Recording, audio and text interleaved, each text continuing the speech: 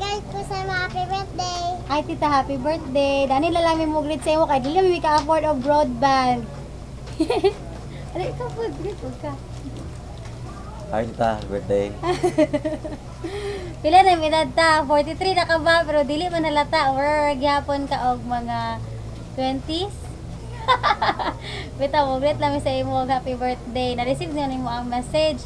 Sorry pod kaayo kay nadugay among greetings through kaning camera kay dugay man mawakante sa internet. Silang mama kay mo greet ta sa imo pero tapo man sila sa Kugo, nabaligya pa man.